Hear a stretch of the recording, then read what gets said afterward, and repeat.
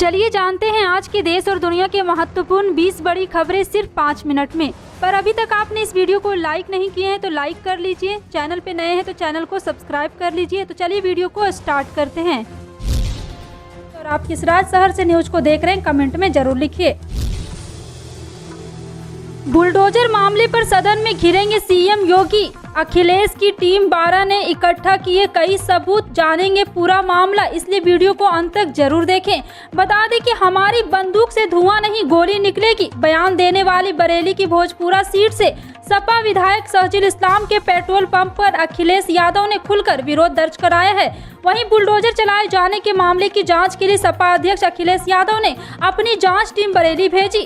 हालांकि खुद शहजील इस्लाम ही इस टीम में नहीं मिले, टीम उनको ढूंढती रही। टीम शहजील के ध्वस्त पेट्रोल पंप और उनके घर पर भी गई, लेकिन शहजील से उसकी मुलाकात नहीं हो सकी।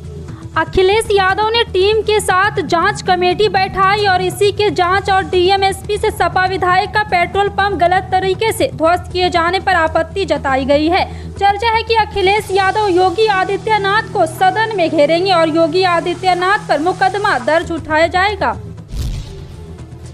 भाजपा के दूसरे और नेता को बड़ा झटका लगा है। भाजपा नेता किरीट सोमैया को खार पुलिस स्टेशन से भी झटका लगा, यहां भी उनकी शिकायत नहीं दर्ज की गई। इससे पहले उन्होंने आरोप लगाया था 23 अप्रैल को उनके ऊपर हुए हमले के बाद बांद्रा पुलिस स्टेशन पर भी उनकी एफआईआर दर्ज नहीं की गई थी। सोमैया मंगलवार दोपहर खार पुलिस स्टेशन पहुंचे थे। यहां पहुंचने से पहले उन्होंने मुंबई पुलिस पर बड़ा आरोप लगाया था। भाजपा नेता ने कहा था कि बांद्रा पुलिस स्टेशन पर उनकी एफआईआर नहीं दर्ज की गई थी। पुलिस अब जो एफआईआर दिखा रही वो फर्जी है। उस एफआईआर पर उन्होंने हस्ताक्षर नहीं किए, उस पर मेरे नाम से फर्जी हस्ताक्षर किए गए। वहीं खार पुलिस स्टेशन कथित रूप से झूठी एफआईआर के खिलाफ मामला दर्ज कराने पहुंचे थे। कांग्रेस नेता राहुल गांधी ने बुधवार को भारत से कुछ वैश्विक ब्रांडों के बाहर जाने को लेकर प्रधानमंत्री नरेंद्र मोदी पर निशाना साधा और कहा है कि हेट इन इंडिया और मेक इन इंडिया एक साथ नहीं रह सकते। उन्होंने देश में बढ़ रही बेरोजगारी पर भी बात की और प्रधानमंत्री विनाशकारी बेरोजगारी संकट पर ध्यान केंद्रित करने का आग्रह किया। राहुल ने ट्वीट कर कहा कि भारत में जो कंपनी काम कर रही थी वो बाहर चली गई। 7 वैश्विक ब्रांड, 9 फैक्ट्रियां, 649 डीलरशिप, 84,000 नौकरियां। राहुल ने आगे लिखा है कि Modi ji hate in India और मेक इन इंडिया एक साथ नहीं रह सकते। इसके बजाय भारत के विनाशकारी बेरोजगारी संकट पर ध्यान केंद्रित करने का समय आ गया।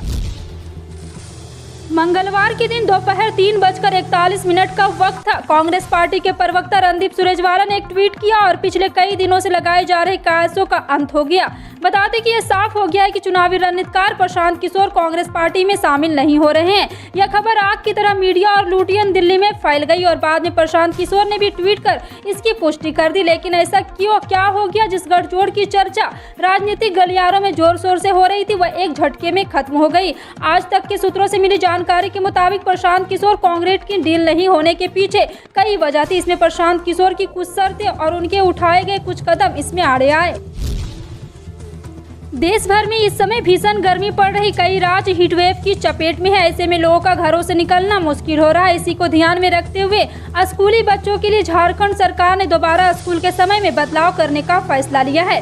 झारखंड सरकार के इस फैसले के तहत अब स्कूलों का समय सुबह 6 बजे से 10:30 बजे तक कर दिया गया है। सरकार के इस फैसले से अभिभावक और बच्चों को बड़ी राहत मिली है। कुछ दिन पहले ही देश में विपक्षी पार्टियों को संगठित करने के लिए तेलंगाना के मुख्यमंत्री के चंद्रशेखर राव ने उद्धव ठाकरे समेत विपक्ष के कई वरिष्ठ नेताओं से मुलाकात की थी। उन्होंने सभी नेताओं को भाजपा के खिलाफ संगठित होने के लिए कहा था, लेकिन अब उनके सुर बदले नजर आ रहे हैं। राव ने बुधवार को कहा कि देश को चलाने के लिए एक वैकल्पिक एजेंडे की जरूरत है, न कि राजनीतिक पुनर्गठन या थर्ड फ्रंट की। उन्होंने जोर देकर कहा है कि उन्होंने केंद्र में सत्ता और भाजपा को बहिष्कृत करने के लिए कम्युनिस्ट नेताओं के विचार को अस्वीकार कर दिया था। Central board of secondary education की परीक्षाएं शुरू हो गई है। पहले टर्म की बाद आजकल दूसरे टर्म की परीक्षाएं आयोजित की जा रही है। सीबीएसई बोर्ड की डेट शीट के मुताबिक क्लास 10वीं और 12वीं दोनों की परीक्षाएं एक साथ 2 मई के दिन है। ऐसे में सवाल ये उठ रहा है कि अगर चांद दिख जाता है और ईद 2 मई के दिन होती है तो बोर्ड की परीक्षार्थियों को त्योहार के दिन भी पेपर देना पड़ सकता है। ईद और पेपर एक ही दिन पड़ जाए, इसे लेकर सीबीएसई बोर्ड के छात्र असमंजस में है। हालांकि ईद तभी होगी जब चांद दिखेगा। अगर चांद नहीं दिखता है तो छात्र त्योहार और परीक्षा एक ही दिन होने की संकट से बच जाएंगे। देश में लगातार बढ़ रहे कोरोना के केसों ने चिंता बढ़ा दी है। हर दिन कोरोना के केस बढ़ रहे हैं। पिछले 24 घंटे में फिर कोरोना के केस बढ़े हैं। 2927 नए केस बीते 24 घंटे में सामने आए हैं। यह मंगलवार के मुकाबले 444 केस ज्यादा है। तो वहीं कोरोना वायरस की वजह से 32 लोगों की मौत हुई है। कोरोना की बढ़ती रफ्तार को देखते हुए प्रधानमंत्री नरेंद्र मोदी आज मुख्यमंत्रियों के साथ अहम बैठक कर रहे हैं। यह बैठक वीडियो कॉन्फ्रेंसिंग के जरिए की जा रही है। स्वास्थ्य विभाग की अगर माने तो राष्ट्रीय राजधानी दिल्ली में कोरोना से संक्रमित लोगों की संख्या 18,77,91 और इसमें मरने वालों की संख्या 26,169 हो गई है। पिछले 24 घंटे में यहाँ 1200 से भी ज्यादा केस पॉजिटिव निकले हैं। तो वहीं एक मरीज की मौत भी हो गई। यह लगातार चौथा दिन है जब दिल्ली में कोरोना वायरस के 1000 से ज्यादा केस मिले हैं। फिलहाल आपका इन सभी खबरों पर क्या कहना है, कमेंट सेक्शन में टाइप करके जरूर बताएं। पल पल की अपडेट जानने के लिए जुड़े रहें आप अपने हेडलाइंस न्यूज के साथ। मिलते हैं अगली बड़ी खबर में, तब तक के लिए जय हिंद।